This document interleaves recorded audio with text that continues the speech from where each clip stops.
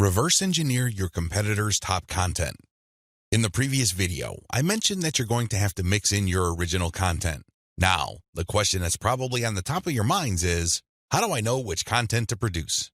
Well, there are two ways to do this, like I mentioned earlier in this training. You can try to figure out things on your own and engage in all sorts of experiments, or you can just simply allow your competitors to do your homework for you.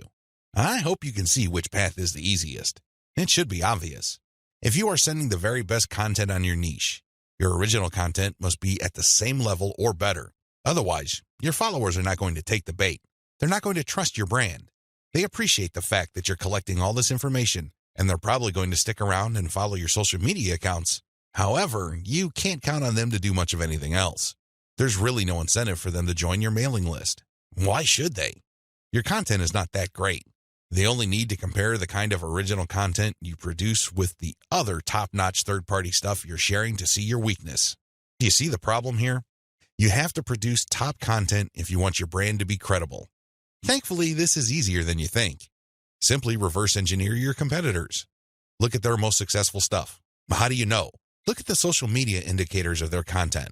How many likes does their top content get? How many shares? Is there any other indicator that shows that this content actually has traction? Maybe you should pay attention to the number of comments for that content. Maybe you would want to run a backlink checker on a piece of content and see how many other blogs or websites link to that piece of content. This is how you measure the overall success of any single piece of content so you can use it as a template, if you will, for your own content. I'm not saying that you should rip it off. Instead, I'm encouraging you to use it as a starting point and come up with something so much better. Focus on what works. When you look at your competitors' most social pieces of content, you are basing your own original content on themes and topics that actually work. They have traction with your target audience members. You're not wasting money or time taking wild guesses. This is one of the most common mistakes social media marketers make. They think that they have the best ideas regarding hot content in their niche, so they come up with all sorts of content that they think is just plain awesome, only to fall flat on their faces. I'm telling you, for every 100 pieces of those types of original content, maybe 10 would gain any sort of respectable traction in your niche. It's too expensive, and it burns too much time. Thankfully, there is a better way. You just need to reverse engineer your competitors' most successful content. Use that as a starting point. You can adjust them. You can modify them. You can come up with your own variations.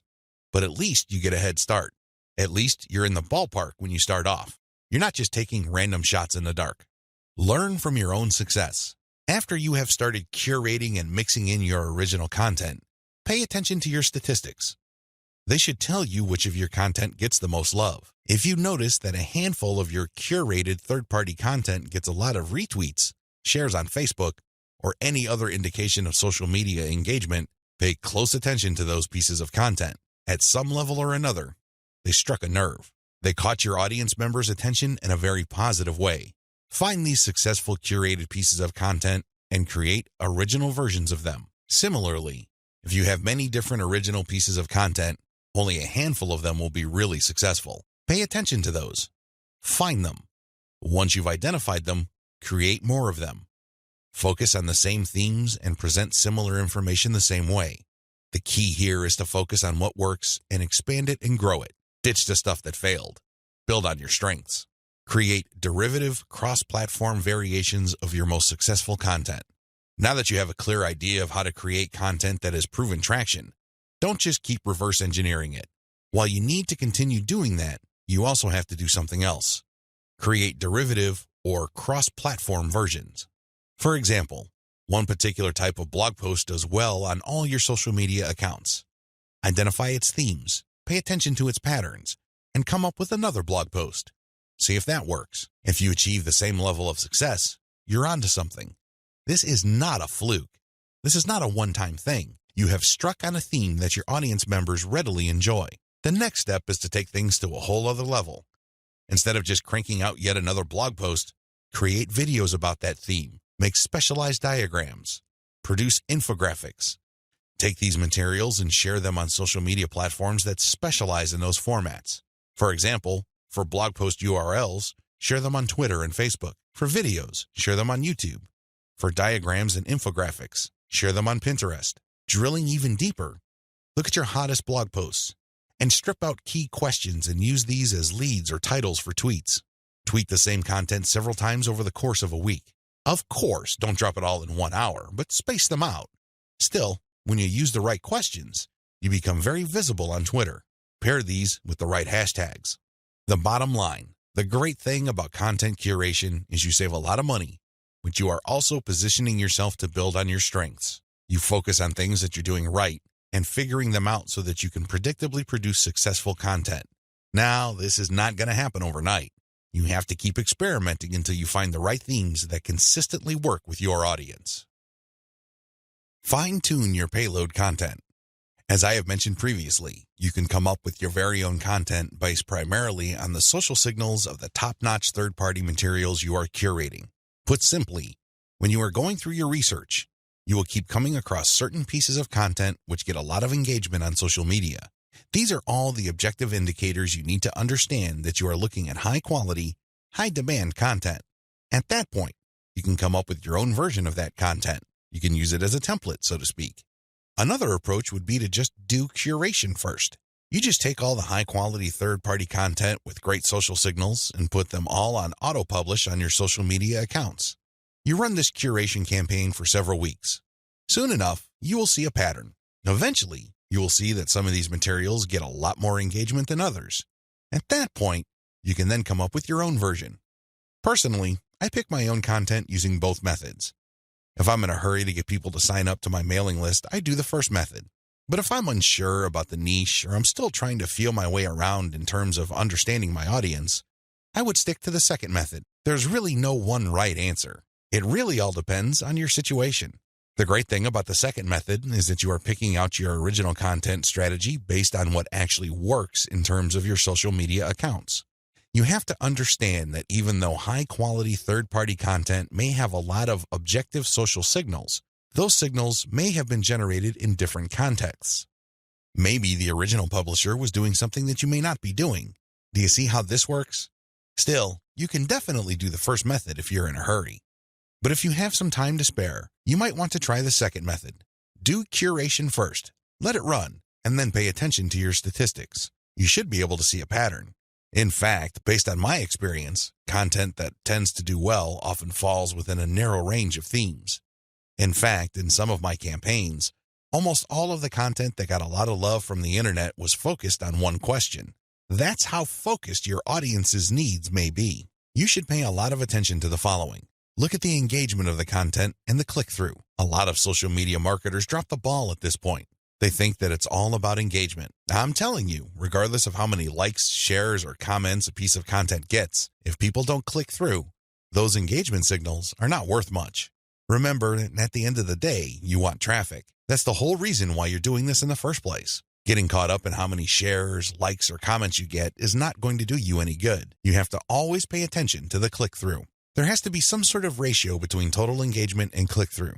The higher the ratio of the click-through, the more attention you should devote to a piece of content. Study high click-through and high engagement content closely. Now that you have identified curated content that performs well, the next step is to analyze them with a fine-tooth comb. Ask yourself, what problems are people interested in when they read this piece of content? How are these pieces of content positioned or presented? Do they use some sort of emotional headline? Do they use subheadings that ask questions? Do they drag the person along? Or do they just lay out the information dead center? Pay attention to cosmetic issues. People do judge a book by its cover, and blog posts and articles are no different. How are these materials formatted? Do they have big pictures? Do they have header pictures? Do they use diagrams? What are they doing exactly? Once you've answered all these questions and you're comfortable with the answers you got, the next step is to create your own content specification sheet. This is going to be your template. Now, make sure that you're not just basing it on one successful piece of content. That third-party content might be a fluke. The company behind it might just have gotten lucky, and for some reason, that piece of content went viral. That's not going to help you. You have to base your template on the success of many different pieces of curated content. This way, you can be more confident of the fact that even if you barely comply with all the specifications, you would at least get some decent and positive results. Using the information above, create payload content.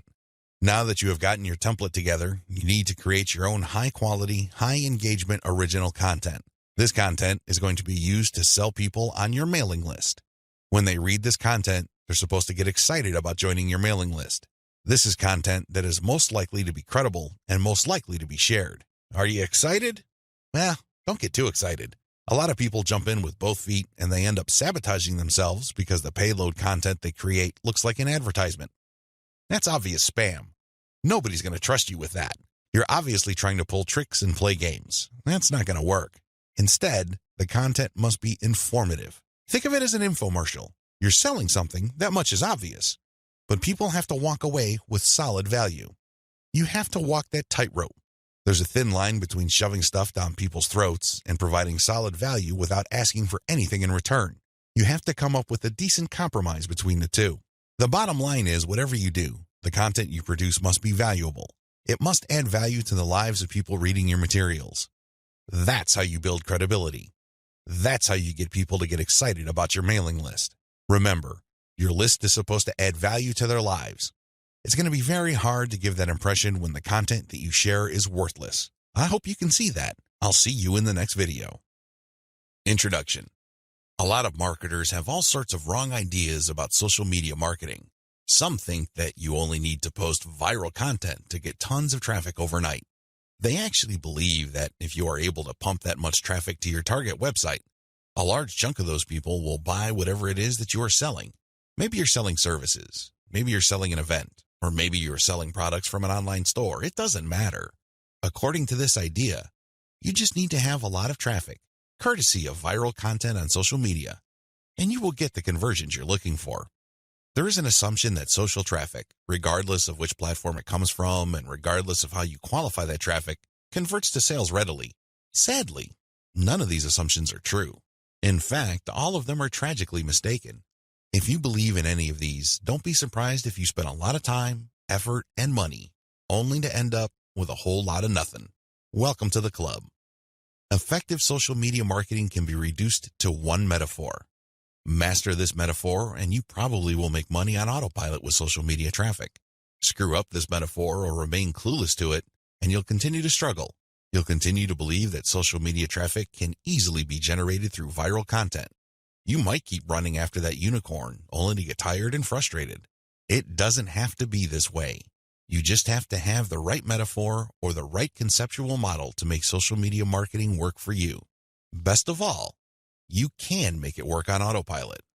You probably have heard all sorts of set it and forget it systems. You probably bought at least one of these products. Well, they're definitely on the right track as far as their label. Social media marketing can be automated. It can be mastered to the point where it can produce income after you've said it. But getting there is another matter entirely, and that's the price people have to pay. And unfortunately, most people are not willing to pay that. They're excited about shortcuts, but they're not willing to take the stairs to get to the top. At the back of their minds, they're thinking that there has to be some sort of elevator. There is no shortcut. You have to work with this metaphor. What am I getting at? Well, the secret to effective social media marketing is an inverted pyramid. It looks like a funnel. That is the metaphor you should have in your mind when thinking of ways to get traffic from social networks and social media platforms and turning that into cold, hard cash in your bank account. I need you to keep this idea of an inverted pyramid in your mind. It should have a wide base at the top. The top of that pyramid is heavy visibility. It has to be there. You need to be visible on the 4 major social media platforms. I'm talking about Facebook, Twitter, YouTube, and Pinterest. Taken together, the traffic volume you can get from these 4 platforms is mind-blowing. They can potentially pump a tremendous amount of traffic, but that's just part of the equation. That's just the top of the funnel. Potentially, you can push a lot of traffic from the top. That's how wide the top of the funnel is. This training will focus on these 4 platforms, but you can pretty much use the tips that I'm going to share with you and modify them to market on other platforms, since many of these principles easily apply. You might need to modify them a little bit. For example, if you were thinking of marketing on Instagram, a lot of the things that I will teach you about Facebook, Twitter, YouTube, and Pinterest can be tweaked to work well on the Instagram platform. Now that you have a clear idea of the heavy visibility that you can achieve with social media, keep in mind that visibility does not mean traffic or clicks to your site. This is a myth. The visibility that I'm talking about means visibility on those platforms. When people share your content within those platforms, you can enjoy a tremendous reach within such platforms. But this does not automatically mean that when you share content on Facebook, people who see your link on the materials shared by their friends would automatically click them. Get the idea out of your head that raw visibility, or as Facebook terms it, reach, automatically translates to traffic. It doesn't work that way. Instead, you need to start with heavy content visibility on each platform. People must see your stuff there. You must achieve a wide enough reach. People may not necessarily click on through to your site, but that's secondary. At this point, you just want your brand to be visible. You just want people to become familiar with your brand. So what's the big deal about visibility anyway? You may be thinking, since visibility doesn't mean actual visitors to your website, what good is it? Think about it this way. When was the last time you saw an ad for the first time and automatically clicked it? If you're like most other people, you probably would want to see the ad show up a few times for you to become familiar with it. You might glance at it from time to time. You might read the description from time to time. But after enough showings, you might seriously think of clicking through. The same applies to your content on social media platforms. Don't expect that just because you come up with catchy titles and nice attention-grabbing graphics that this is enough for you to expect a tremendous amount of clicks to your website. It doesn't work that way. People have to be comfortable enough. Your content has to become familiar enough for them to click on it. When audience members click on the content you share through your social media accounts, they get a chance to like your page, follow your Twitter feed, pin your posts, or subscribe to your YouTube channel. They still stay on the platform, but they get a chance to subscribe to your account or follow you. This is the second stage of the social media funnel or inverted pyramid. You have to develop some sort of in-platform credibility. Your content is not just this random material that came out of nowhere. Even if people don't click on it, they see enough similarity in terms of branding, graphics, as well as other content cues so that your brand stands apart from everyone else's. Again, they may not necessarily be motivated to click, but with enough repetition through social media channels targeting certain topic categories and hashtags, your brand doesn't remain an unknown quantity. Once you have people checking your content out through your social media accounts, you can then send them call to action content, CTA. This content recruits people to your mailing list. This social content that you're sharing offers some sort of incentive. Maybe you're giving away a free booklet. Maybe you're giving away software. Whatever the case may be, there is some sort of giveaway to incentivize people to click on that link, enter their email address, and join your mailing list.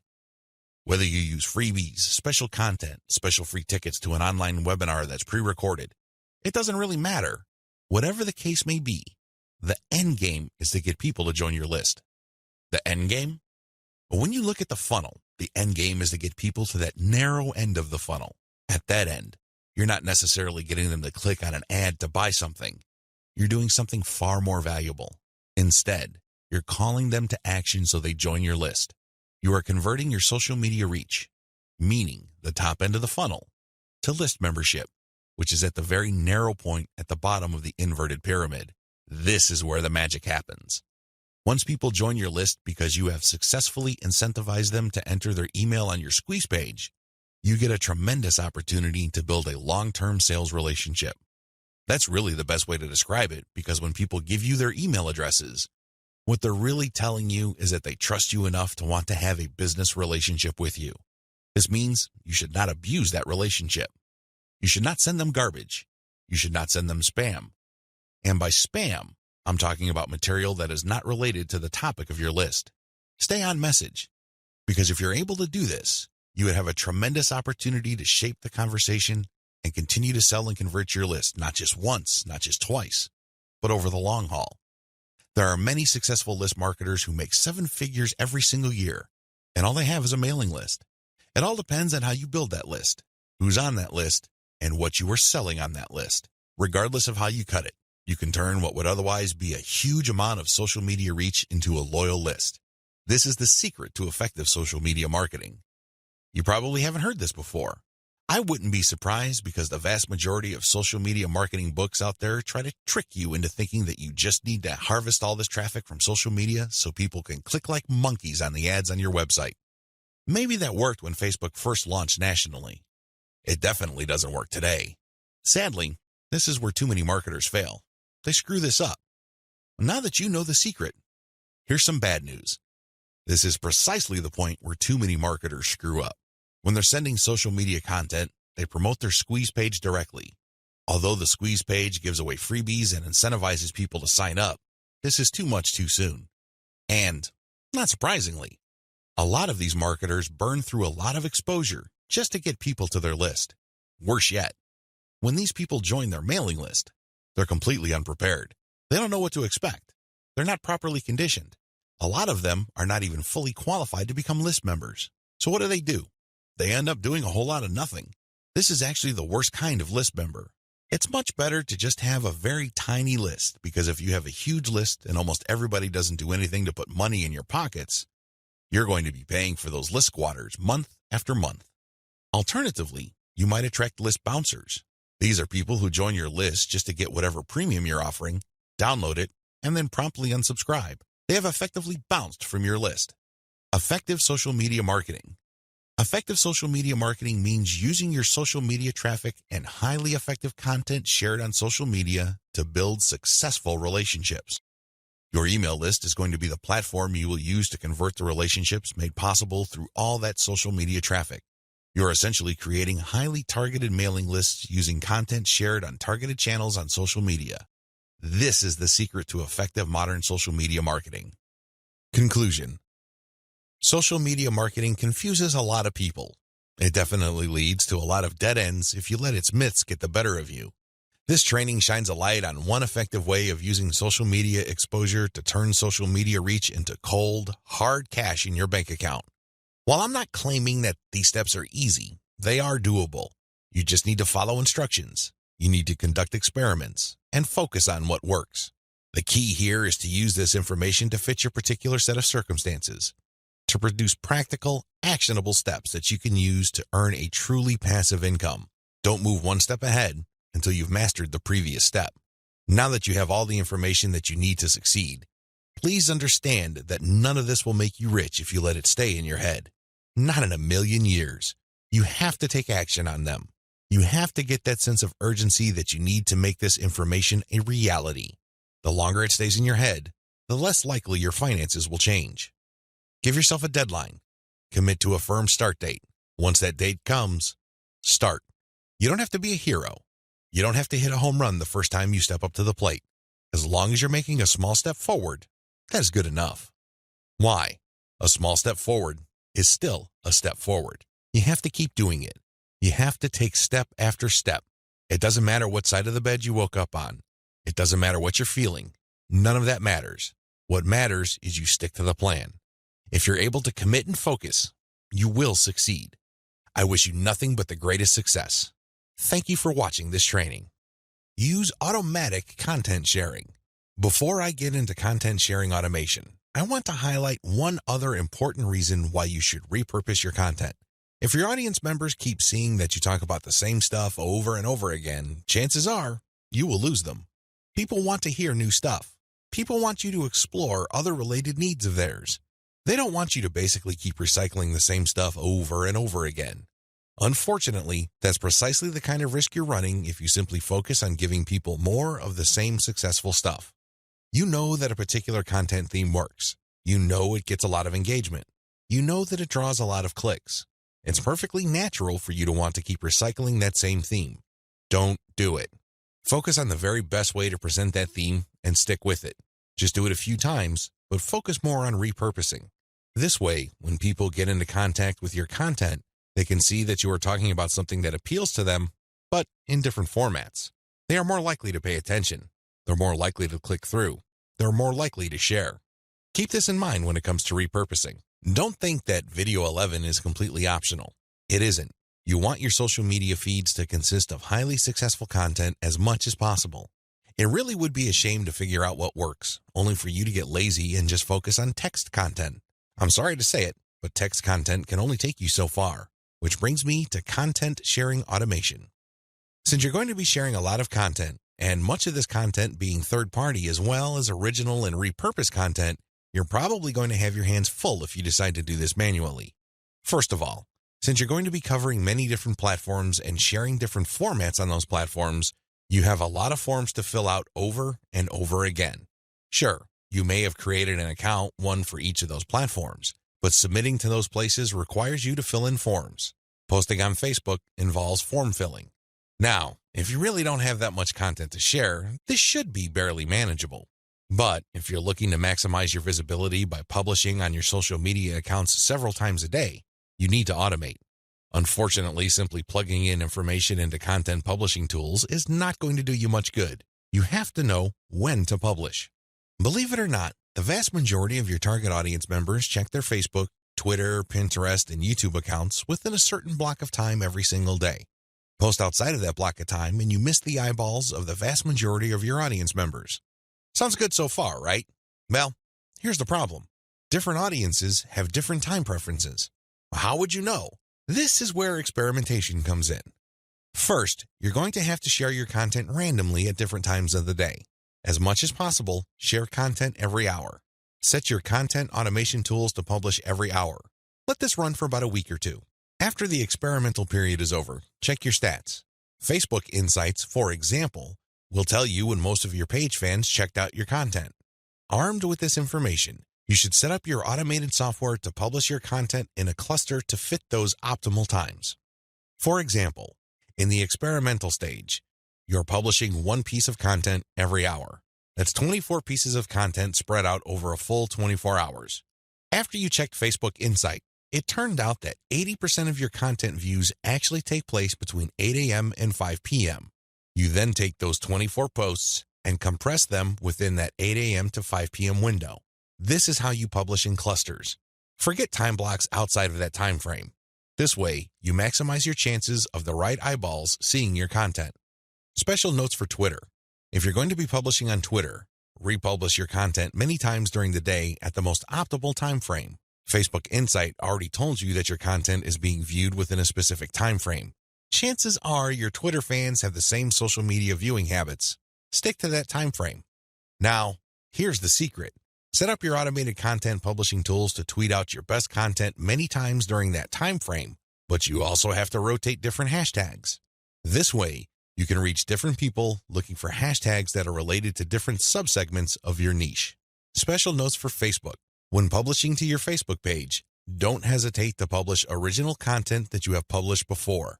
Try to avoid publishing only once. Instead, you should sandwich or schedule this republished successful content in between high-quality, curated content. This way, people get more exposure to your best content. Once they click through, you get yet another chance to recruit them to your mailing list. Remember, when you share high-quality third-party content, you're not getting the traffic. You're building credibility, but you're not getting potential list members to your squeeze page. That's just not happening. When you share your own original content, you get a chance to recruit them to your squeeze page.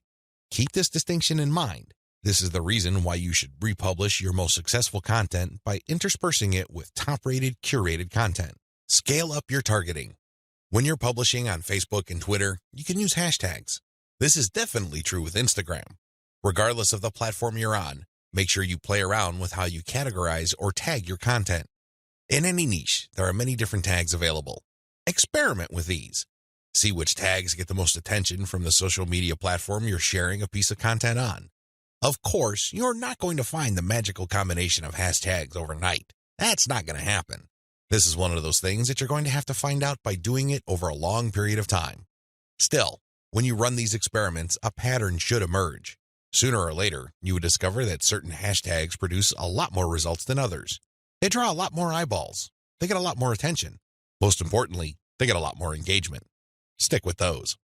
Experiment with tagging niche-focused influencers.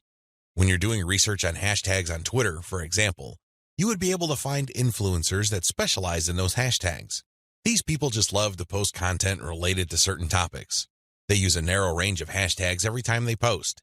It seems that's all they focus on. Find these people. Look at their content. Are people retweeting them a lot? Are they getting a lot of love for their content? Do they get a lot of engagement? Are people responding via Twitter? It should be fairly easy to see which accounts are influential in your niche and which aren't. Don't just focus on how many followers they have. Instead, look at the total amount of engagement they get, and also pay attention to the ratio of followers they have to the number of accounts they follow. For example, If I find Mike Smith to be a big poster in my niche because it seems that he just seems to rotate among the 10 hashtags that are most relevant to my niche, I look at his followers in relation to the number of accounts he's following. If he's only following one person, yet he's being followed by 15,000 people, Mike Smith might be an influential person. I say that he might be because I'm also going to have a look at the engagement levels of his posts. Are his posts getting a lot of retweets? Are a lot of people responding? Are a lot of people clicking the heart icon? If his content has these factors, then his account is probably worth following. Most importantly, you should tag influential people on Twitter when you post. You use your most powerful hashtags and you mention them in your post. This can help you get on their radar. These people would be put on notice that you are also sharing content that is similar to the stuff that they are interested in. If they check out your stuff and they like what they see, don't be surprised if they share your content with their following. Engage with them. Let them know about your questions or suggestions.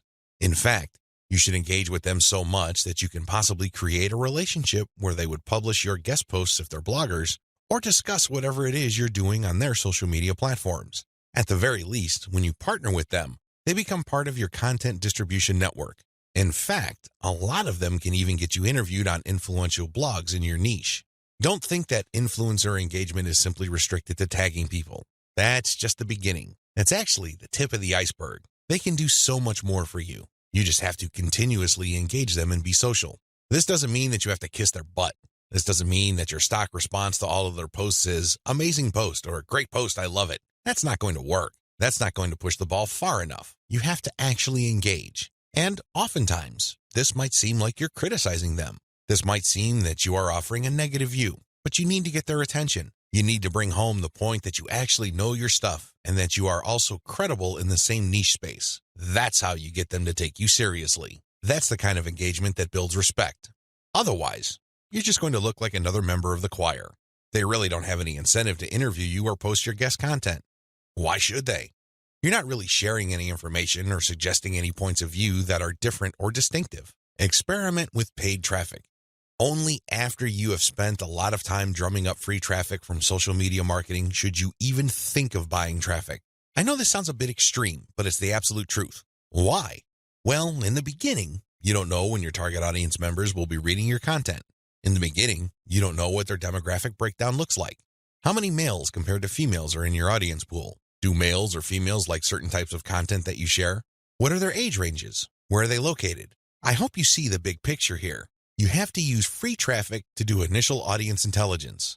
Once you've gotten all these important insights, you can then start paying for Facebook ads and other platforms' ads. If you start any earlier than this point, you probably would end up wasting your money. Study your statistics first. Pay close attention to audience patterns. Take out ads based on these patterns. Sell to your list differently. At this point, you have turned social media traffic into list members. Congratulate yourself. You've managed to do something the vast majority of social media marketers cannot do, or, worse yet, don't even think about doing. It's quite an accomplishment. Unfortunately, even at this point, it's still too easy to drop the ball. In fact, a lot of people who have mailing lists stay with one mailing list. They think that as long as people who visit their blog sign up to their mailing list, they're good. Well, at a certain level, they're correct. A certain percentage of those list members will buy affiliate products that you promote on your list. A certain fraction of your mailing list will buy your original products. Some may even visit your online store and buy merchandise. But the problem here is that if you accept this scenario, you are settling for cents on the dollar. You really are. Don't you want to maximize the value of all your hard work, focus, and energy you invested in your venture? Wouldn't you want to maximize your return on effort? If you want to get maximum results from your mailing list, you have to sell your list differently. There are really no two ways about it. Every other approach would lead to, at best, mediocre results or, at worst, no results at all. Keep the following tips in mind. Use different content on your list. When people join your mailing list, chances are they join because they got exposed to some of your content. They already know what you talk about. They are already familiar with the quality of your content. They understand the themes that you focus on. That's why it doesn't make any sense for you to feature the same exact content on your list. Sure, you may make some changes. You might change the title. You might even switch things around. But people aren't dumb. They can see right through that. They can see that you are recycling content and feeding them stuff that they have probably seen before. Do you think this kind of practice builds confidence? Do you believe that doing things this way will build trust? Of course not. You have to use different content. What kind of content will you have to use? Well, first of all, you already know what your most popular pieces of content are. Start with these.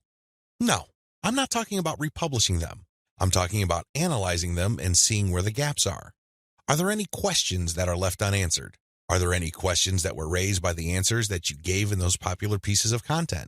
These should be enough to get your mind going as to the kind of finely tuned, high-value content that you're going to be sharing on your list.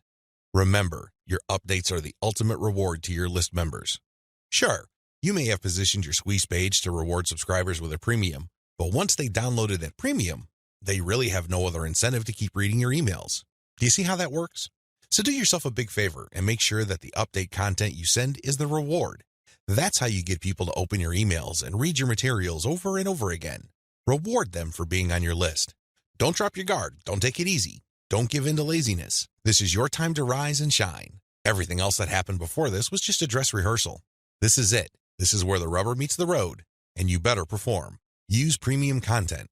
If you really want to hit the ball out of the park with your mailing list, send updates that really highlight how original the content is. Well, how do you do this? Use social proof for case studies.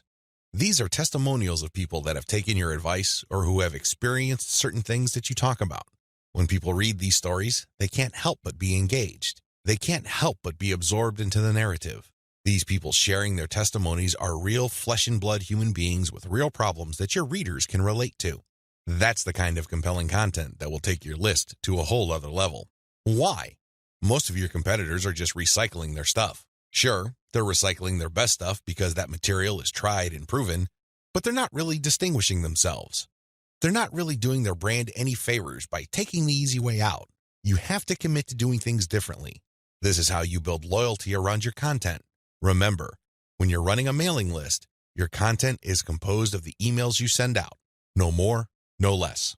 Upsell, upsell, upsell. I can't say the word upsell enough. If you want your list to make money, you have to upsell. Now, you don't have to be a hero. You don't have to overdo this. You don't have to come off like some sort of super salesman. If you're like most people, you know how annoying pushy salespeople are. You probably will push back. You will probably tune them out and unsubscribe. I can't say I blame you. That's how most normal people respond to pushy salespeople. By upsell, I am just telling you to send content that highlights a problem and a solution. That's all upselling is. You remind people of their range of problems, and you remind them of certain solutions to them. Now, of course, just like with most things in life, there are good solutions and even better ones. Your job is to send email updates that get people excited about finding a solution and laying out common solutions that are good, but are not the best. What you're doing here is you're drawing their attention to the very best solution to their problems. For example, if you run a social media marketing mailing list, you can tell people that creating picture quotes and videos from pictures is a great solution to their original content needs. But an even better solution would be to automate these materials where people just click on images and all of a sudden, a video is created. It saves a tremendous amount of time, effort, energy, and most importantly, the created video would then automatically be uploaded to their social media accounts. That's the kind of distinction between good enough solutions and obviously superior solutions. That's how you upsell people to your list. You're still providing value. You're still answering their questions. You're still addressing their needs. But you're laying out a range of options. They can try to do things on their own or try to do things the way most people handle the problem, or they can try something else. When they look at that something else, that's when you sell your affiliate product, your original product or your service. Regardless of how you do it, you need to upsell, upsell, upsell. I wish I could tell you that this was easy. I wish I could tell you that this is just a simple matter of laying out some alternatives and then playing up the best solution. The best solution, of course, pays you a commission and you make money off each sale. Unfortunately, it's not that easy and it's not that simple. Here's the reason. When people join your mailing list, they actually have different motivations. Some people are there because they just want to get the freebie, but they're too lazy to unsubscribe. You cannot really get rid of these people. These people don't open your emails. They cannot be bothered with reading your emails. They really don't do you much good. In fact, they can harm you because if there's enough of these list squatters on your list, your mailing list provider will charge you more money at the end of every month. You have to actively filter out your list based on open rates so you can get rid of these individuals. Again, you cannot eliminate them entirely, but you can minimize their numbers. Other people are initially excited about your mailing list, but for some reason they stopped reading your emails. Even others constantly check your emails, and they really love what you have to share, but the problem is they feel that your premium offers are simply too expensive. Now let me clue you in on a secret. When somebody tells you that whatever you're offering is too expensive or too unaffordable, what they're really trying to say is that you haven't completely sold them on it yet. Alternatively, you haven't completely filtered them yet. Either they're not motivated enough, or you did not give them enough reasons to be motivated. Regardless, they're still on the fence. You need to push them off the fence. Expert salespeople know this because in the big scheme of things, there's no such thing as unaffordable. If you talk to somebody and you convince that person that they absolutely need to buy your product, there's really no difference between a $10 product and a $1,000 product. They will get that product because you have elevated their perception of that product to the realm of need. People take care of their needs first. Their wants are often left at the back burner. I hope you understand this. I hope you get this. It's not because your affiliate product is too expensive in absolute terms. Instead, it's because you have failed to either qualify the prospect or make your case. And this is why simply upselling by itself is not going to work. You have to take the next step, which I'm going to describe below. Use the $1 list filtration method. You have to filter your list members into two groups, interested people and interested people who buy. These are two totally different groups of people. Now, please understand that just because people open your emails religiously, it doesn't necessarily mean that they would buy from you. Like I said above, maybe you did not present your case properly. Maybe you did not qualify them properly. This $1 list filtration technique that I'm going to teach you enables you to filter your list members properly. What you would do is, instead of trying to upsell people to $19.95, $34.95, or $349.50, or any other similarly priced products, everything that you're going to be selling on your general list will be priced $1. No more, no less. By general list, I'm talking about the list all people who sign up to your mailing list get on. This is your default list. I want you to treat this general list as your starting list. This is kind of like the vast, unfiltered, generic mass of people who are interested in your brand. When you upsell people using $1 offers, you enable people to segregate themselves based on their motivations. These are people who are motivated enough to spend $1. In other words, they see the value in your content, and they are willing to put their money where their mouth is. Now here's the secret. There's really very little distance between paying $1 for something and paying $100 for something. This is a lesson I learned firsthand. When I first tried this, I thought the only people that will get on my dollar list are cheapskates. These are misers. In the back of my mind, I thought that they're just not going to buy big-ticket items. Boy, was I proven wrong. If somebody is able to psychologically hurdle the distance between 0 and 1, they can, given enough exposure and enough content, hurdle the difference between $1 and $100. This is not theory, nor is it speculation. I see this all the time with my own two eyes. Your job is to filter your general list. You're basically telling people, when you run these $1 offers, to prove to you whether they are just interested or truly interested. This is a self-segregating mechanism. Use it. People who sign up for your general list are interested in quality content. That's what they're there for. But only a fraction of them would actually be willing to pay money. You make your money off this golden fraction. You use your buyer's list to make real money. Again, you have to sell your list differently. This applies to your two types of mailing lists as well. Your general list, they get quality information that is distinctive like social proof and case studies along with upsell messages. Your buyer's list, on the other hand, gets more in-depth material with higher value upsells. Again, if somebody's willing to go from 0 to $1, you have a tremendous opportunity to get that person to go from $1 to $100, $1,000, or whatever amount you want. Now, keep in mind that the higher the dollar value, the lower the conversion rate, but you get the point. You have to get people to segregate themselves based on their readiness, willingness, and eagerness to buy. And since $1 is essentially friction-free, this list filtration method works like a charm. Reinvest your profits the right way. By this point, the $1 filtration method has enabled you to make a decent chunk of cash every single month from social media traffic. The next step is to create a business. At this point, you might be feeling that you're just engaged in a hobby. It's a well-paid hobby, but still a hobby nonetheless. This too can be a trap. This can hold you back from the great success that you could otherwise achieve with social media. How do you turn the information that I shared with you into a platform for a business that can withstand the test of time? Simple. Reinvest your profits the right way. Move into other niches after you master your system. This training helps you identify your target niche. I've also given you the techniques to do well in that niche using social media traffic. Once you've made quite a bit of money on your niche and this money comes in month after month, you have to think big. You have to look into other niches that are related to your current niche. This thinking is actually pretty straightforward. If you have already mastered your niche to the point that you're making automatic income month after month, then you can apply the same system to other niches that are closely related to the one you're in. This is how you scale up your business. Instead of just one stream of cash, you build many different streams of cash based on the system that you mastered. You know what hashtags to target. You know what kind of content gets eyeballs. You know how to present information on social media. You know how to promote a mailing list. These and many others form part of your system. It really would be a shame to restrict that system to just one niche. Once you've mastered those, find niches related to those and grow into these other fields. Highly successful list marketers don't just operate one list. They operate dozens, and this translates to 6, if not 7-figure incomes year after year. If they can do it, so can you. Buy more targeted traffic after you find out what works. Once you have discovered the type of content marketing strategy on Facebook that works, you can buy targeted traffic. How?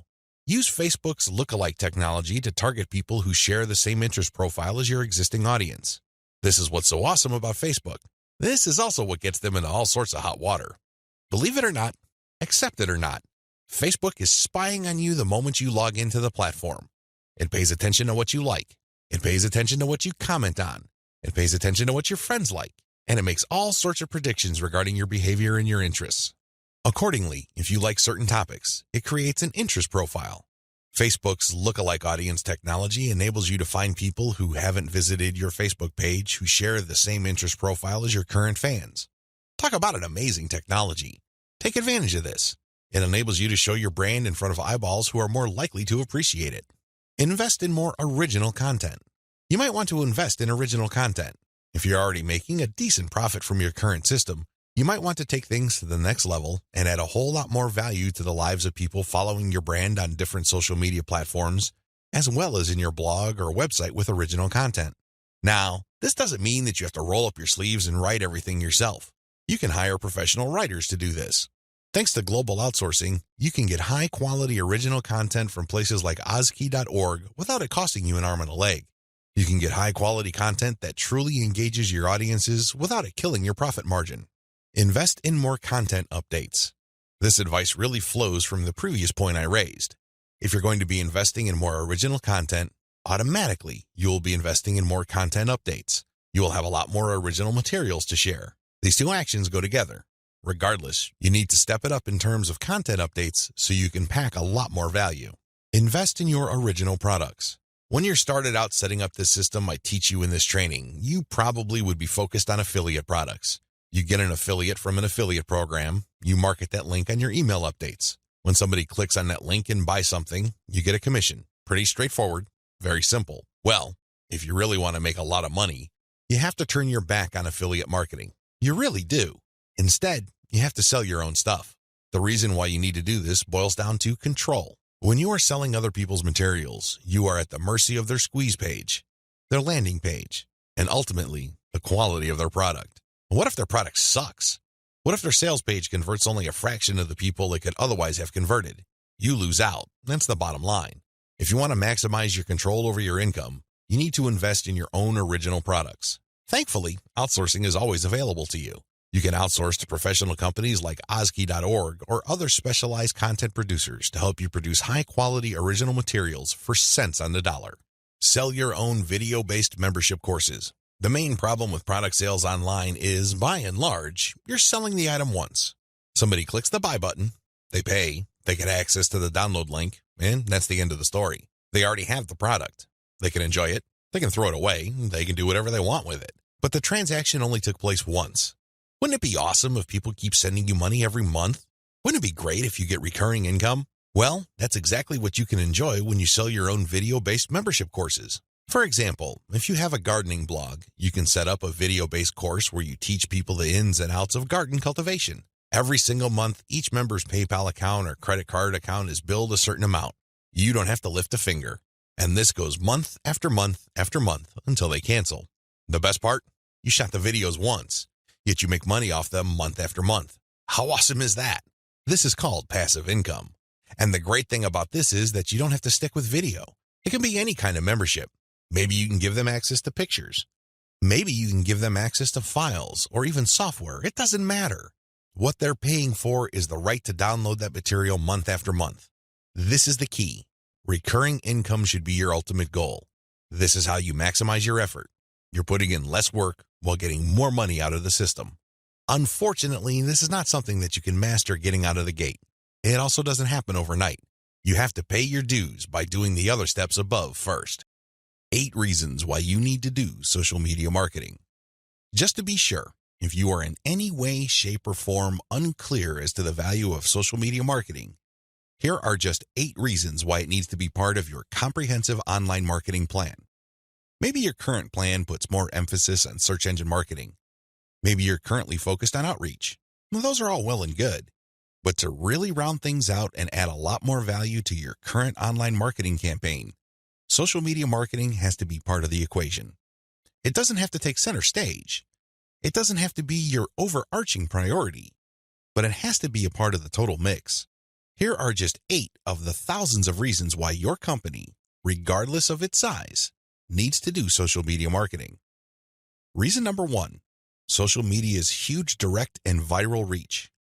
If you build a solid page on Facebook, you develop a direct reach. This means that a certain percentage of people who like your page will see your updates. While it is true that Facebook has been reducing the organic reach of Facebook pages recently, there's a workaround to that. When people go to your page, you can instruct them to like your page and then click your page's settings to show your updates first. You might want to show a video that teaches people how to do this. You might even post an animated GIF. Whatever you do, clue people in that they can fix their settings to see your updates first. Now, for people that take the time and bother to do this, you have to offer content that is really valuable. This puts the onus on you. There has to be real value on your page for them to want to do this. But you can increase your direct reach by instructing people. On top of that, when people like your content, they can share it on their wall. Since people on Facebook have friends and their friends have friends, this can easily have an exponential effect.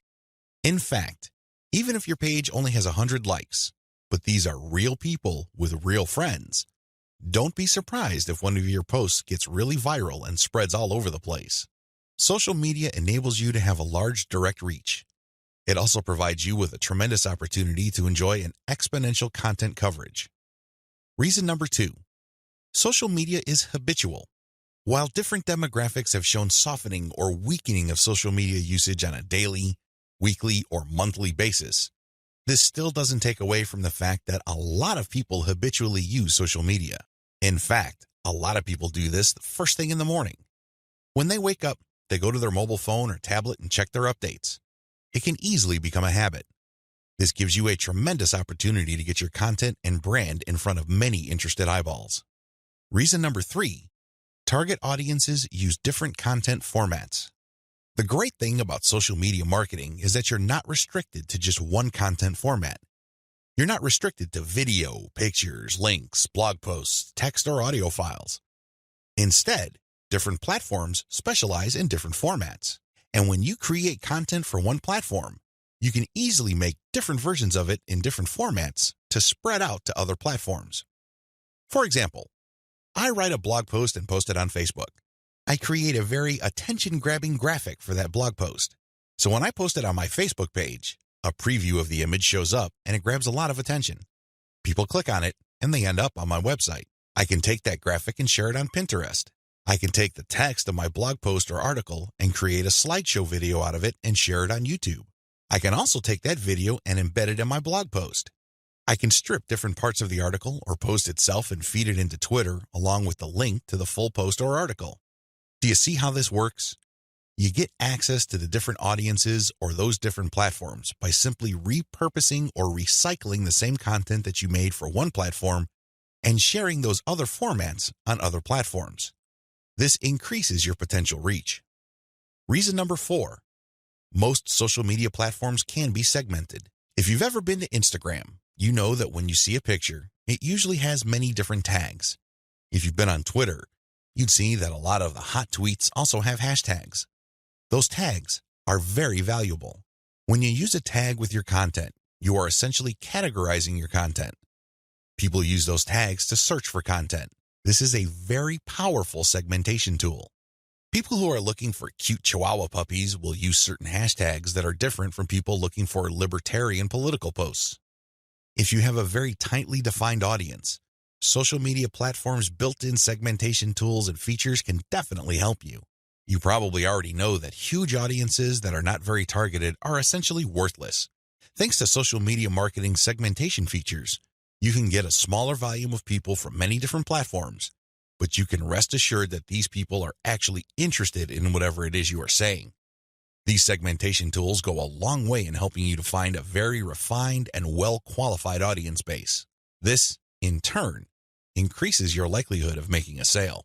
Reason number 5, sharing content on most platforms can be automated. Thanks to tools like Hootsuite and Social Oomph, you don't have to worry about manually going to Facebook or Twitter and copying and pasting materials from a document or spending hours setting up your scheduled posts. You can automate your posts to publish up to 6 months on Facebook. This means that you can set up your Facebook account to post 6 to 10 or more times every day, but you don't have to babysit it because you have fed the content in. The best part is that a lot of these automation tools use bulk feeds, meaning you can format your content in an Excel file and convert it to CSV and plug into these tools. You don't have to input the materials one by one. Talk about saving a lot of time while also maximizing your reach. Reason number 6, you can run a 2-track marketing campaign using mailing lists.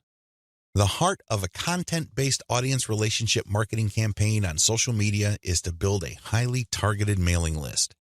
Now, this is not what you think. A lot of people are thinking that once they build the list, they're on their way to becoming a millionaire. Absolutely wrong. They're missing a step. When people join your mailing list, it really is a general mailing list. By general, I'm not saying that it talks about all subjects under the sun. I'm not talking about that. Instead, I'm talking about general interest in the specific topic. You really don't know yet at this point who is a buyer and who is a person who is simply looking for information and is still trying to make up their minds whether they trust you enough. You create a general list, and then eventually you try to upsell them to a buyer's list. And how do you do that? Well, you sell low-cost items on your general list. You can sell a booklet for $1. It doesn't really matter what the price is. It has to be very low because what you're really trying to do here is that you're trying to give people a means to identify themselves as a buyer, and you want to make it as smooth and easy as possible. $1 is almost an afterthought to most people. They won't think that it's too painful to buy your product. But once they get to your buyer's list, you eliminate them from your general list, and now you have a pure list of buyers. That list, my friend, is a gold mine. That's where you send your money-making updates. That's where you get people to check out your case studies and get them to pay top dollar for whatever affiliate programs or original products you are pushing on your buyer's list. This is called a 2-track marketing campaign. It's extremely powerful, and it has made a lot of people rich.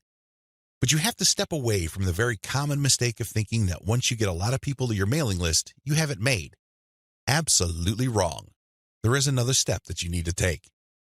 Reason number 7, your brand gets natural repetition through multi-platform marketing. Assuming that all your social media accounts on all 4 major platforms look similar to each other, you get many bites at the apple. You really do. When people run into your brand on Facebook, there's a chance they might run into your brand on Twitter. If there is enough graphical similarity between your brands, then they can see that you're all over the place, and they can converse or engage with your brand regardless of where they are on the internet. Eventually, this builds a tremendous amount of familiarity, and people might become so comfortable that they join your mailing list when you call them to action. The best part of this is that it happens naturally by you simply creating accounts on all the major platforms. Your brand speaks to people who are interested in your niche, regardless of where they go. Reason number 8, save money through content repurposing. Make no mistake about it. content generation is expensive. Even if you hire highly qualified, talented, skilled, and experienced people from countries with huge numbers of people who speak English as a second language, you can still be out thousands of dollars every year. High-quality writers from places like India, Pakistan, and the Philippines may be cheaper than American writers, but their costs still add up over time. One of the things about social media marketing that really excites me is the fact that you can create content and repurpose it into many different formats. This reduces your cost. If I hire a writer from India and pay that person $1,000 a month, I can get a fixed amount of content. At this point, I can choose to pay that person another $1,000 to get even more content, or I can take whatever content he or she produced and turn them into videos, infographics, or strip them down into questions for tweets. I can turn them into diagrams. I can take the voiceover of the video that I produced and turn it into a sound file. I can even make a slideshow of those materials. Once I have all this repurposed content, then I can share them on format-specific platforms. For example, I can share the slideshows on SlideShare. I can post the infographics on Pinterest. I can post the product shots or general product pictures on Instagram. I can post the questions on Twitter. I can also post the videos on YouTube. Best of all, I can post all the formats on Facebook. Do you see how this works? When you do this, you buy content once, repurpose it, and share it so you get a higher chance of getting traffic or visibility with that repurposed content. You're not creating content constantly. In fact, the name of the game is to produce as little content as possible, but market these high-quality pieces widely. This is how you maximize their value. The old idea of constantly publishing content just to get a few eyeballs here and there is dead. Seriously, that's a one-way ticket to the poorhouse. Your better approach would be to make that content work for you by converting it into many different formats. You then share these different formats on platforms that specialize in those formats. I hope the 8 reasons above are clear and that you are pumped up to do social media marketing right. In video 3, we're going to talk about picking a social media marketing campaign that is most likely to produce results for your type of online business. See you there.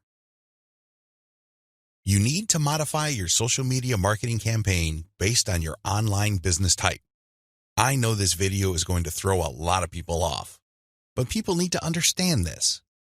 One of the major reasons why a lot of otherwise intelligent and experienced social media marketers fail to get the results that they're looking for is the fact that they're using the wrong approach. Their approach to social media marketing and the websites they're promoting is a one-size-fits-all approach. Now, you don't need me to explain to you why that's a bad idea. It doesn't work in most areas of your life, and it definitely doesn't work when it comes to social media marketing.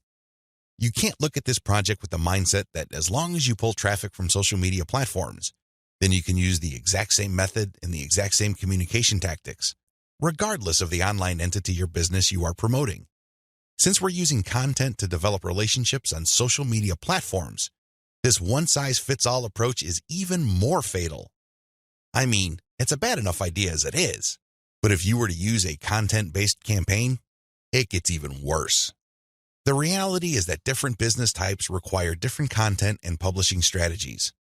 You have to customize, modify, and tweak your particular content and publishing strategies on social media to fit the type of website you are trying to promote. Now, there are a huge number of website variations out there. In fact, there are too many. I would venture to say that the only limit really is your imagination. But if you were to categorize these different website types into 4 rough forms, they would more or less fall into the following: publishing, e-commerce or dropshipping, email lists, and traffic sales. Again, there are many variations of these, but if you were to look at the different types of businesses out there, you can pretty much reduce them to these 4 types. When you study these closely, they have different needs. They have different features that must be addressed. Otherwise, you're not going to get the results you're looking for. Unfortunately, a lot of social media marketers would try to promote a blog the exact same way they would try to promote a dropshipping or e-commerce website. Similarly, somebody who is essentially just trying to sell their social media traffic is trying to do content marketing like somebody with a blog. It doesn't work. It doesn't make any sense. The bottom line is obvious. Different strategies require different content types. You must start with the type of online entity you are promoting. Are you promoting a blog? Do you have a website that uses a lot of articles? Do people contribute content? Well, you have a publishing website. Do you have a dropshipping online store? Maybe you built it with Shopify and you use Oberlo to get products from AliExpress. When people buy stuff from your storefront, your software orders the materials from AliExpress and you keep the difference. Maybe you sell from your own inventory. It doesn't really matter. You run an e-commerce website. This is very different from a publishing business.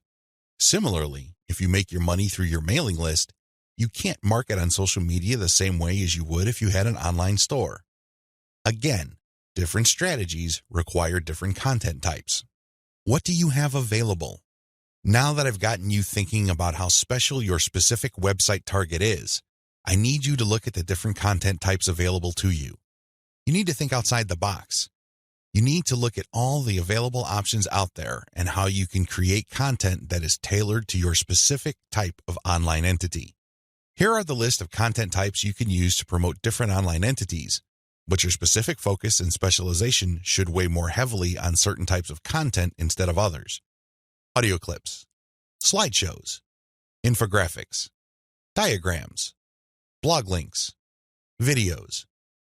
The bottom line, don't just think links. It really freaks me out. In fact, it really saddens me when I see a lot of otherwise capable social media marketers focus almost entirely on spreading their links. They think that this is the end game. Well, yes, links are important. I can see where they're coming from because when people click on a link, that's instant traffic. But you have to understand that depending on the type of target site you are promoting, you would build a tighter brand if you share different types of content. In many situations, you probably would be better off sharing more audio or infographics and diagrams than if you were sharing naked links because people are bombarded with links every single day. You have to pay your dues. You have to become familiar enough to your target audience members using these different content types for them to eventually trust you enough to click on your link. Unfortunately, a lot of people have this in reverse. They start with the links, and when they get desperate, they then use other types of content. At that point, they're a day late and a buck short. Don't do that. Instead, use the derivative content first, and then play up the links. Also, not all of these formats work with your particular style of website. I would suggest that you look at your competitors first and pay close attention to the type of content they are currently sharing. What kind of format do they use? Are they sharing mostly picture quotes? Are they focused primarily on video? Do they have a special fondness for diagrams?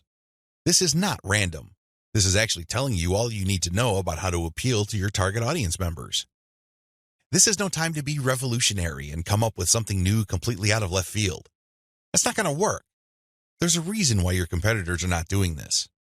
At this point in the game, you should focus on what everybody else is doing and reverse engineer their formats.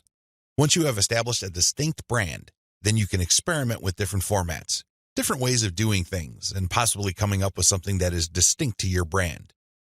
But until and unless you reach that point, you need to focus first on reverse engineering what everybody else is doing. In other words, let them do your homework. Focus on what they're doing right and build on it. Figure out their areas for improvement and come up with a more compelling offer. Pay attention to what they're not doing. Avoid those because obviously it doesn't pay. I hope I'm being clear here. Make sure that your content types as well as your sharing strategies fit the type of business you're in. A little bit of reverse engineering can definitely go a long way. The classic way to do social media marketing and why it is a waste of your time. Before I jump into the actual meat and potatoes of this training, I need to devote some real estate to how other people are doing social media marketing. I need to do this because it's very tempting for people to engage in the same practices. I can see where they're coming from. It is easy. It's like seeing some chump change in front of you, and it's almost irresistible to fight the urge of bending over and picking up that change.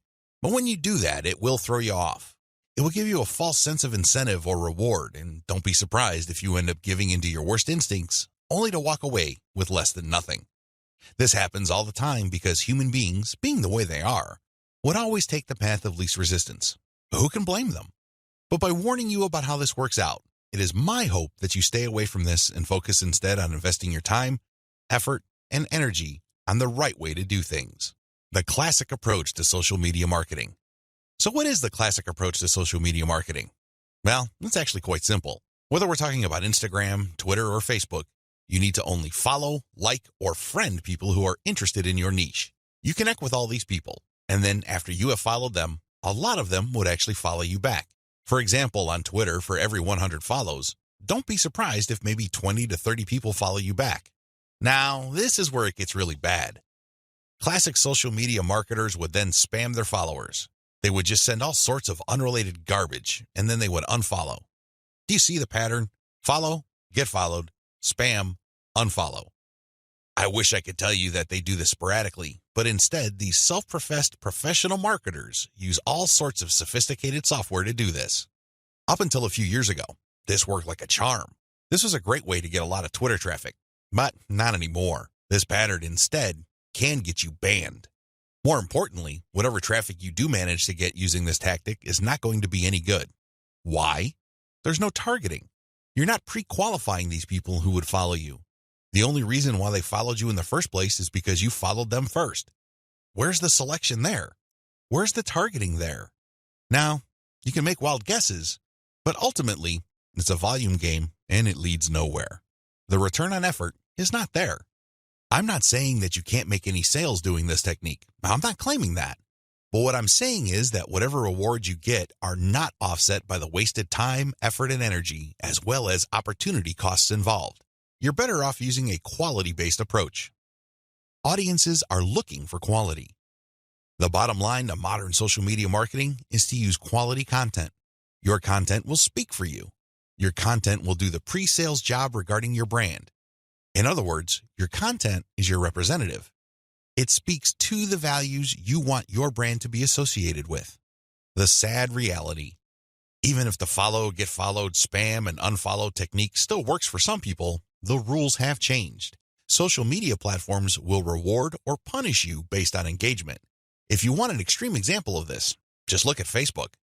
Facebook used to be a traffic goldmine. Not anymore. You need a really high level of engagement to preserve your reach on Facebook. If you get normal levels of engagement, good luck. That's how bad things are, and that's why I need to take this time to spell out why this classic social media marketing no longer works. Other failed methods. I would be remiss in my duty to educate you on failed social media marketing strategies if I don't also mention other failed techniques.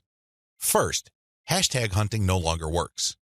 This technique involves marketers finding hashtags that are trending. They basically would publish niche-specific content, but use unrelated or irrelevant hashtags and pair them with their content.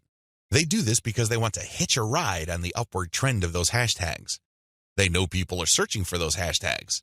They know that these hashtag trends are hot, so they want to poach as many eyeballs as possible.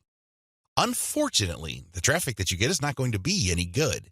People are looking for specific types of information, and when they see that your content is so obviously unrelated, they're not going to click through. You might even get reported. Another failed method you should stay away from is influencer spamming. There are many influencers in most all niches. If you want to see this in action, go to Facebook or Twitter. There are many specialized pages and specialized Twitter accounts. Now, constantly mentioning those influencers on your content is not going to help if your content doesn't really add any value. There has to be a reason why you are engaging with these influencers, and drawing their attention is not enough. Getting them to look at your content because you think your content is hot is a lousy idea. Instead, you should focus your engagement tagging based on what they did. For example, if an influencer was talking about recent trends in athletic shoes, then that person would be fair game for an article I post regarding the latest trends in athletic shoes and what they mean in terms of the bottom line of large footwear apparel companies. That influencer would be directly interested in what I have to say because I'm sharing content that is not only high quality, but is directly related to stuff he or she is already talking about. Do you see the specificity here? Do you see the direct link? Now, compare this with an influencer who talks only about Forex, and I tag that influencer when I'm talking about Bitcoin. That person's going to get annoyed. Do you see the difference? Finally, automated publishing with no outreach is not going to work. Basically, what you're doing is throwing spaghetti on the wall and hoping something sticks. If you're just publishing content on an automated basis on Twitter, Facebook, Pinterest, and other platforms, it's anybody's guess whether people would actually engage. You have to do some outreach. You have to draw eyeballs to your content. You have to find existing pools of highly qualified audiences and get your social media account in front of their eyeballs. Use your very best content. If you do this right, your automated publishing on social media will be greatly rewarded. Use a shotgun approach and you're probably going to get the same results as other failed social media marketers. 10 steps to faster and easier modern social media marketing. In this video, I'm going to give you an overview of the 10 steps I'm going to teach you in this training. This training is a product of many failed experiments. Believe me, if you've been exposed to some type of hot or groundbreaking social media marketing technique or strategy, I've been there. I've done that. This training is a product of all my experiences. I know what works and I know what doesn't. I also understand that people have different skill levels, time horizons, and project resources. I understand the limitations. I understand most people's concerns regarding social media marketing. Accordingly, I've come up with a 10-step program that appeals to most social media marketers, regardless of how small or how big their budget is, and regardless of their skill levels. If you're looking for a truly effective social media marketing game plan that you can set up to pretty much work on autopilot, this is it. Please understand that these steps that I'm going to lay out are exactly that, steps. You need to follow them. You can't skip a step. You can't assume that since I mentioned certain keywords or I'm talking about certain themes and topics that you have mastered this already. I need you to look at all this information with an open mind and pretend you are learning social media marketing all over again. If you don't have that mindset and you are all too eager to skip steps, don't be surprised if the plan that I'm teaching you will not work for you. How can it? You zip through it. You rushed. You skipped through certain key parts. You need to be patient with this program by going through each step. Don't go to the next step until you've mastered the step you're on. I know you're busy. I know you don't have the time, but you need to do this right. Otherwise, you only have yourself to blame if things don't work out. Are we clear? Okay. Here are the 10 steps to faster and easier modern social media marketing. Niche research and targeting. Content curation. Reverse engineer your competition's top content. Create fine-tuned payload content. Market your mailing list right. Unlock the power of repurposed multi-platform content. Automate content sharing. Scale up your targeting. Sell to your list differently. Reinvest your profits the right way. Those are the 10 steps. I know they sound pretty simple. They definitely appear pretty straightforward, but the devil, as always, is in the details. See you in the next video. How to do niche research and targeting the right way. I can't even begin to tell you how many times I've run into social media marketers and they automatically want to know about traffic generation. Forget about niche research. Forget about consumer intelligence. Don't worry about setting up the right site to get in front of the right target audience eyeballs. Let's just skip straight to the good stuff. That's the kind of mindset that I run into all the time. And that's why a lot of people struggle in this game. You have to understand that until and unless you find yourself barking up the right tree, you're just going to be chasing your tail. I know I'm using a lot of dog analogies, but these are the most appropriate. Most people are simply just chasing their tails and wasting a whole lot of time doing stuff that doesn't really add to their bottom line. A lot of these, and I would guess all of them, can be quickly dispensed with if people only did niche targeting ahead of time. In other words, know your audience. Since you have a clear profile of who your target audience is, the next step is to go to these different social media platforms and find them there. Believe it or not, whatever it is you are promoting, regardless of how esoteric, obscure, or weird it may be, there are already people on social media platforms talking about or showing interest in whatever you are promoting. I know it sounds crazy, it sounds weird, but it's absolutely true. Your job as a marketer is to find those audiences on these social media platforms. The way to do this, of course, is to identify your business's target audience. Sadly, most marketers don't even bother with this.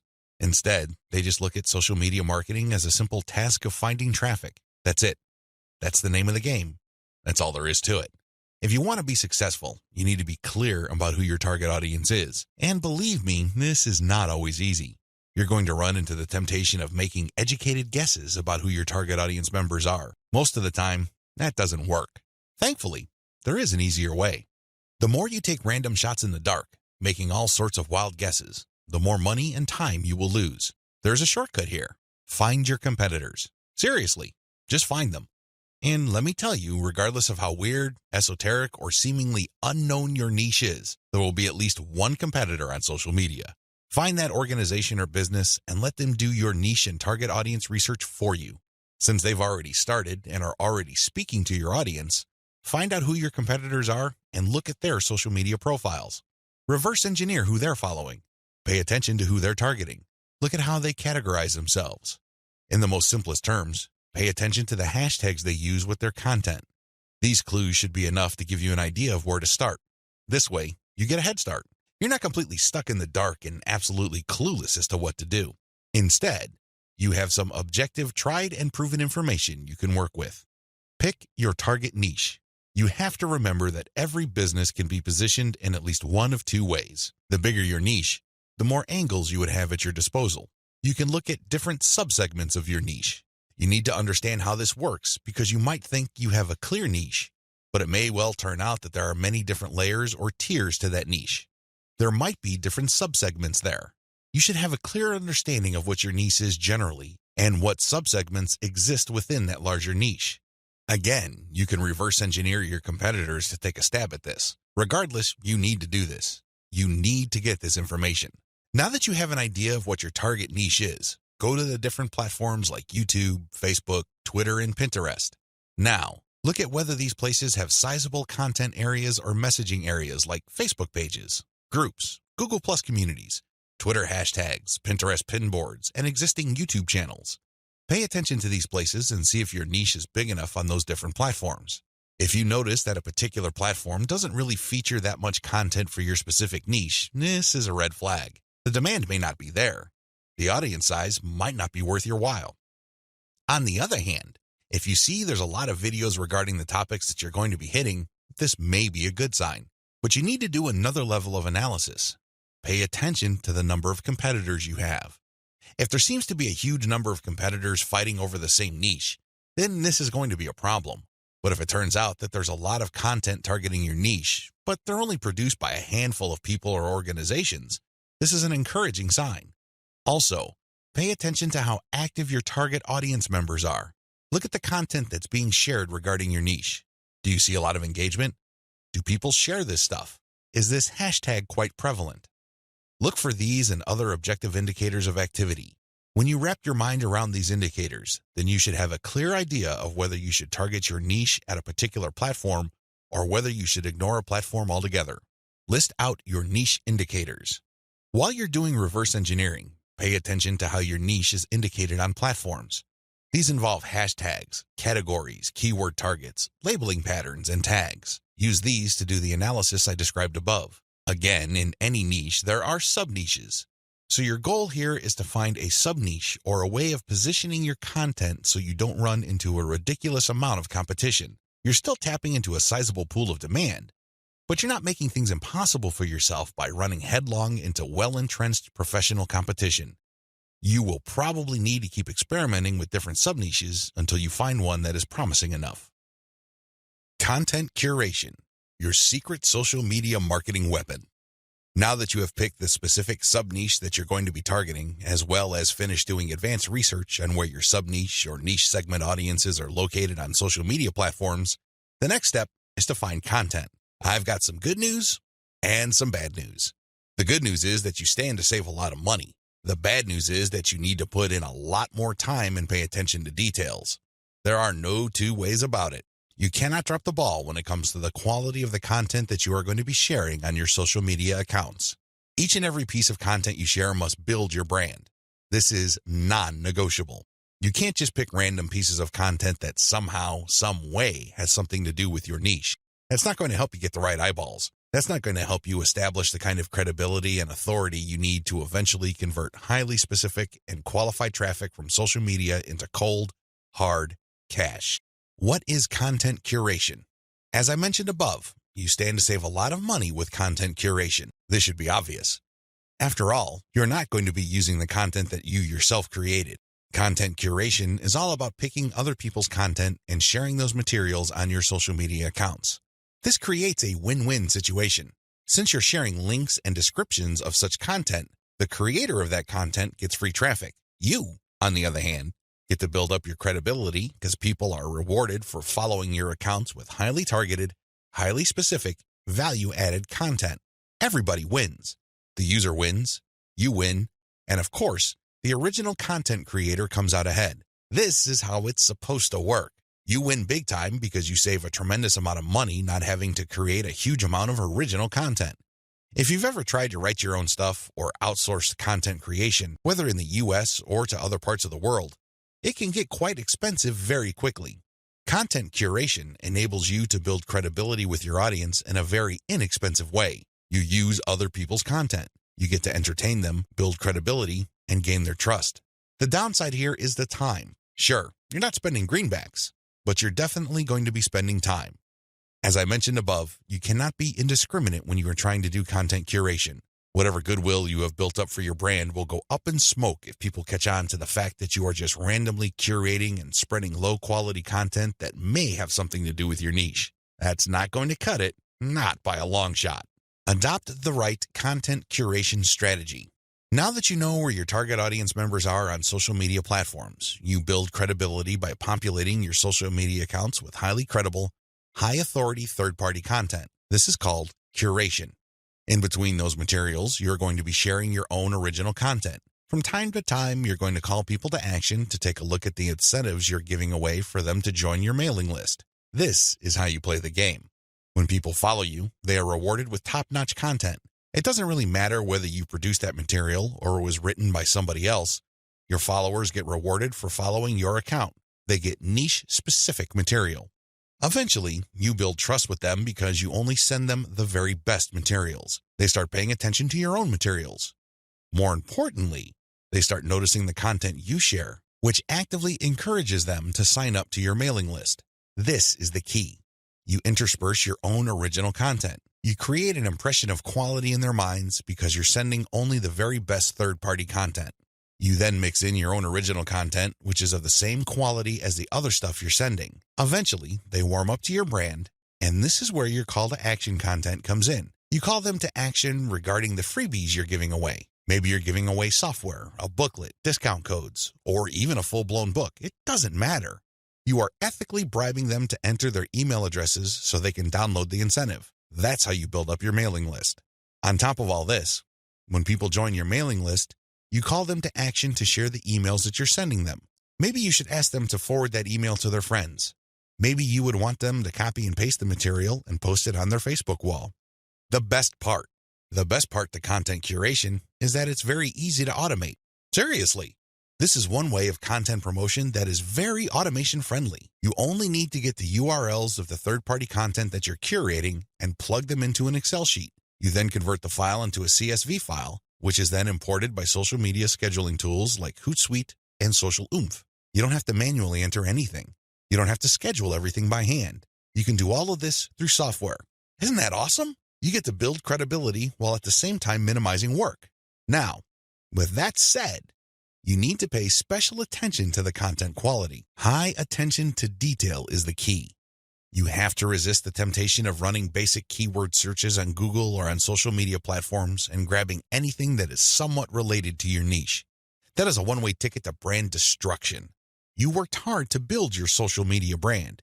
It really would be a shame to see it all go up in smoke because the content you're curating is very unpredictable when it comes to quality. There may be several days when you're sending the very best, cutting-edge reports on your niche, followed by a few days of just completely worthless content. What do you think prospective fans would think? Either they would think that your brand is unreliable or you're unprofessional. Whatever the case may be, you're not going to be convincing people that your brand focuses on the very best in your niche. You need to be very discriminating when you select your content. You have to read through the materials. Make sure that the content is alive, updated, and well-written. This, of course, takes time. The trade-off, obviously, is that you don't have to spend money. Regardless, you need to pay close attention to the content that you're sharing because it represents your brand. The quality it contains either makes your brand look good or erodes your brand. It's your choice. What social media marketing is and what it isn't. There's a lot of misconceptions regarding what social media marketing actually is. In fact, when you come across people who call themselves social media marketing consultants or practitioners, chances are very high that they will give you different definitions.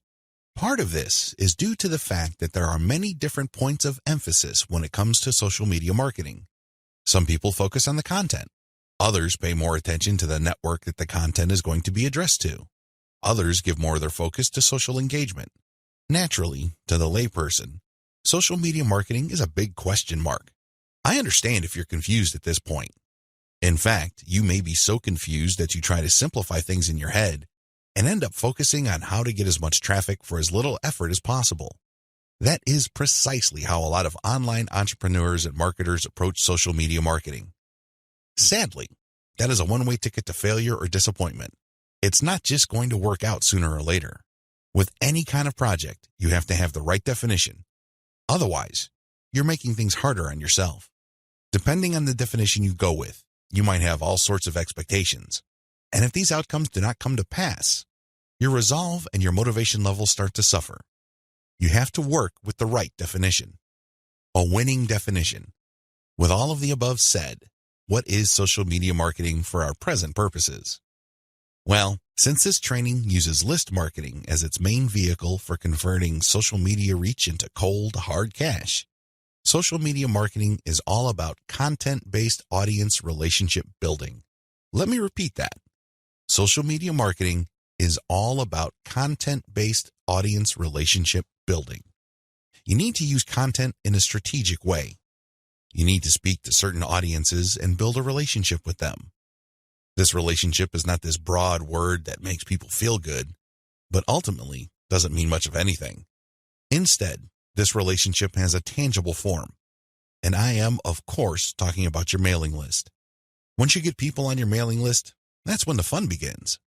Everything else is just a workup or a preliminary prior to that point. You need to get people on your list. Social media marketing is going to be your primary vehicle to get people to your list. Everything has to revolve around that list. And this must shape, inform, and guide your social media actions. Managing your expectations. A content-based audience relationship approach to social media marketing sets different expectations compared to other ways of defining this type of marketing. When you read the typical social media marketing book, for example, How to Dominate Twitter, the focus is on traffic. Unfortunately, if that is your main goal, you end up with a the more the better mindset, and you feel really depressed at the end of the day because the traffic doesn't come. Even if it does, there's not going to be enough of it. You have set yourself up to fail.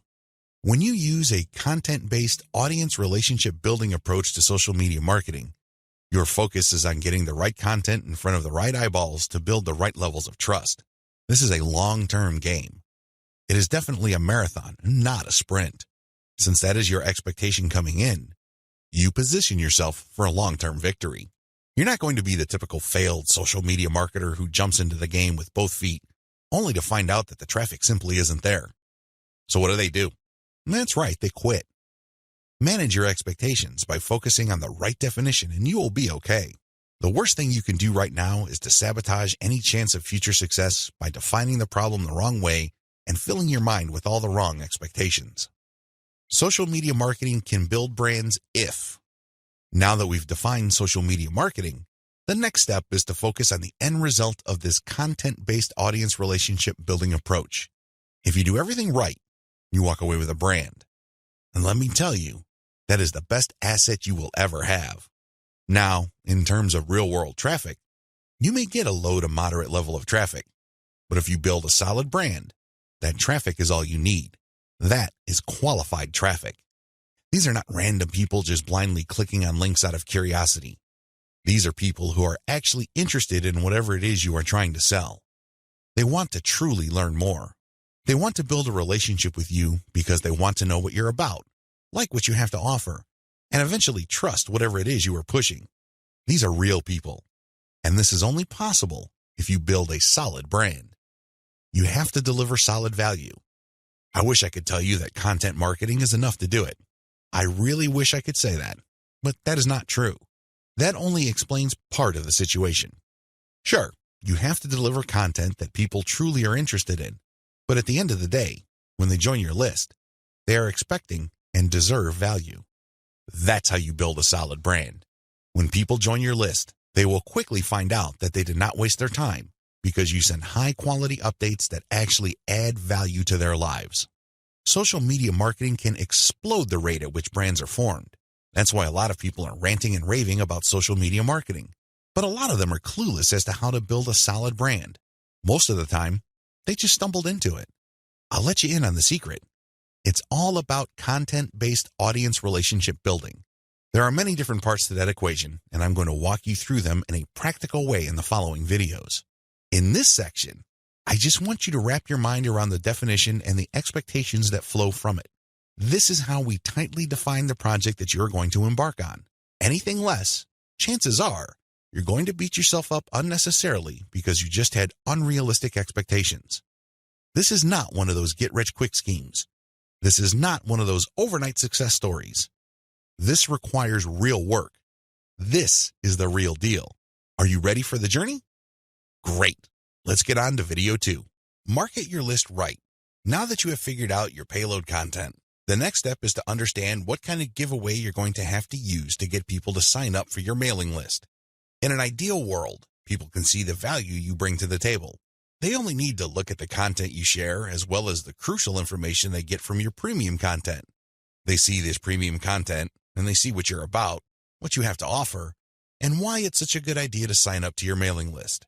Unfortunately, things don't work out that way. Even if you have the very best blog posts and articles on your website, people still need a push to sign up to your mailing list. This is where incentives come in. You're going to offer free, high-quality premium content, but you're going to repackage it in a way that people would appreciate. Maybe you put in a book. Maybe you come up with some sort of cheat sheet or resource sheet. Or perhaps you can strip it all down into a booklet or even convert it into software form. Whatever the case may be, this premium free giveaway content is going to act as an incentive for people to join your mailing list. They get a copy of whatever it is you are giving away for free in exchange for their email. I call this an ethical bribe. You're bribing people to sign up to your list. Normally, they wouldn't. Only a very few people would take the time and bother to sign up for your list, regardless of how awesome your blog posts and articles are. That's just the reality. Finding out what to use as an incentive. I hope you can see the logic behind giving away freebies so people can sign up to your mailing list. People need a push. People need some sort of extra sweetener to get the deal going. They need something extra to get them off the fence and onto your mailing list. Now, the next step is to figure out what kind of incentive to give away so people would join your mailing list. The good news is, you don't have to start from scratch. You don't have to take wild guesses. You don't have to take shots in the dark. When you pay attention to your top-performing original content, you should have all of the information you need to come up with a compelling incentive. For example, if you run a gardening blog and you notice that a lot of people click on share and otherwise engage with your content on tomatoes, it's probably a good idea to come up with a free giveaway book on how to build your own inexpensive tomato greenhouse. You see how this works? Pay attention to your best-performing original content. Look at the questions they answer and look at the questions they fail to answer. This way, you can use your popular content as a launching area for your incentive content. You let your readers know that if they need more information, and they will because the content that they're enjoying are missing certain items, they should click on this link. That link, of course, is your squeeze page. The squeeze page advertises your giveaway and lists out the reasons why people would want to download that giveaway. It's pretty straightforward. You're just offering premium content that your other freely available content is already pointing to. They're pointing to that content because they don't contain that material. They do a good job of building credibility and authority. They do a great job adding value to the lives of your readers, but it's also obvious that there are certain parts that are missing. For those extra materials, they have to sign up.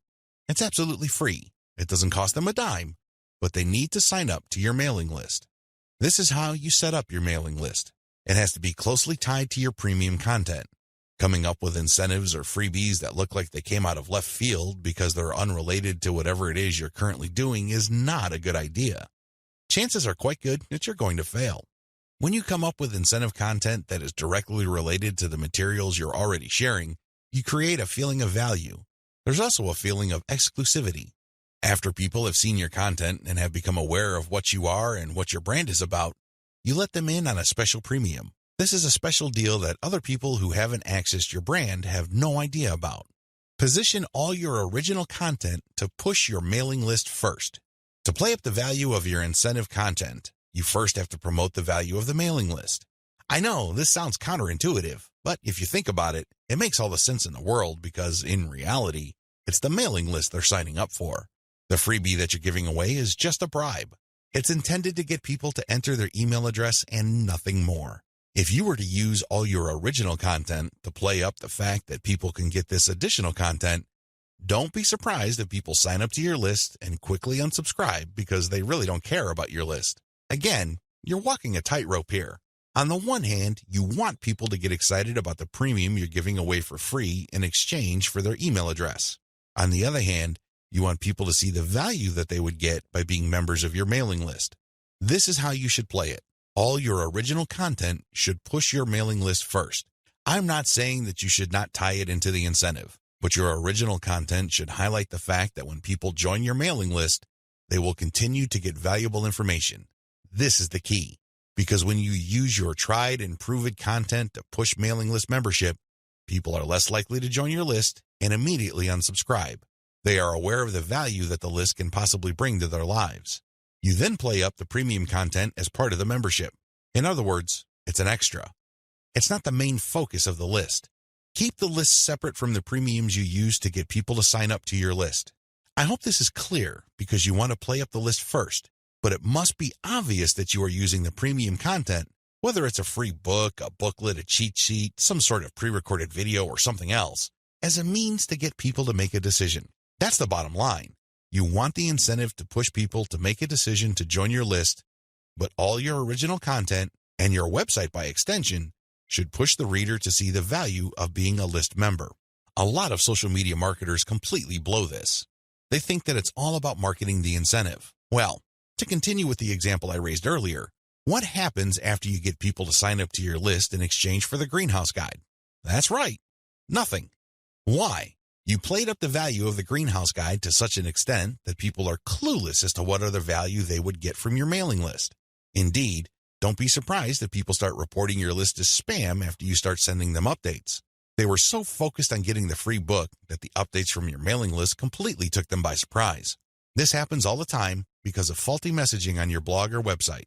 You cannot afford to play the game this way. You worked hard to pull all this social media traffic to your site. You spent a tremendous amount of time, effort, and resources to build a solid brand.